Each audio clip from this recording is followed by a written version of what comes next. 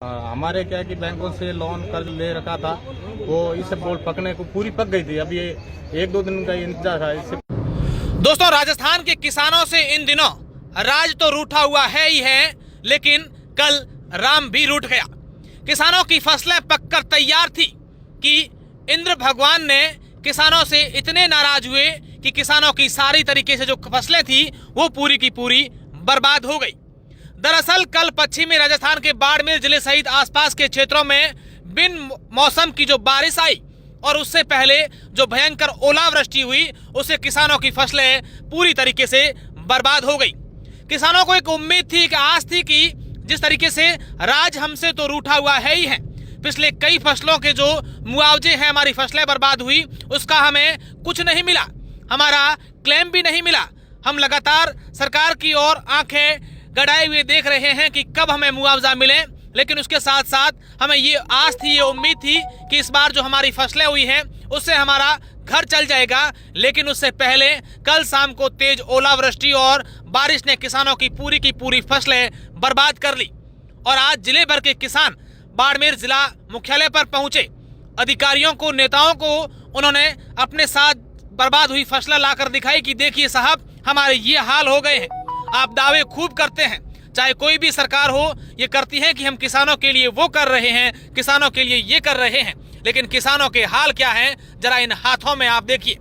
इस सब गोल की फसलें किसानों ने पककर तैयार होने वाली थी और लेने वाले थे, लेकिन उससे पहले ये हाल हो गए हैं।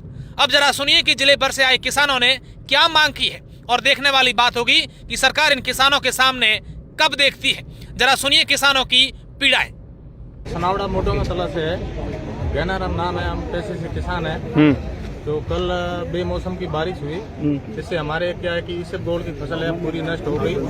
और तो कितना नुकसान हो गया, कितना दुख हुआ? करीब 80-90% नुकसान हो गया, कुछ बचा ही नहीं है। हमारे क्या है कि बैंकों से लोन कर्जा ले रखा था, वो इससे बोल पकने को पूरी पक गई थी। अभी एक दो दिन का इंतजार था, इससे पहले बारिश हुई, पूरी फसल नष्ट हो गई। तो अब कर्ज कैसे चुकाओगे? अब बड़ा मुश्किल है, सेठ साहूकारों का कर्ज चुकाना, बैंकों का है, केसीजी है, वो बड़ा मुश्किल काम है और हमारी पूरी फसल बर्बाद हो गई। सारे के सारे किसान अभी दुख में हैं। अभी सारे के सारे किसान दुख में हैं। सभी किसानों के ऊपर होली का त्योहार है, वो भी सही तरीके से मना नहीं पाएंगे, क्योंकि वो भी काली होली है हमारे लिए तो बहुत। अब क्या मांग क्या है सरकार से आपका? हम सरकार से मांगे कि तत्काल प्रभाव से एक गिरदावरी रिपोर्ट कराई जाए और किसानों को तत्काल प्रभाव से मुआवजा दिलाया जाए। कल जो अंधड़ ओलावृष्टि और बेमौसम बारिश कल हुई है, उसके संबंध में जिला कलेक्टर महोदय ने रात को ही निर्देश दे दिया था। रात को ही हमने सारे एसडीएम्स को, तहसीलदार को सूचित कर दिया था कि भाई आप सुबह ही जो है फील्ड के अंदर निकल जाएं और प्राथमिक आकलन करके शाम तक ये सूचना हमें दे देवें कि कहाँ कहाँ कितना कितना खराबा हुआ है।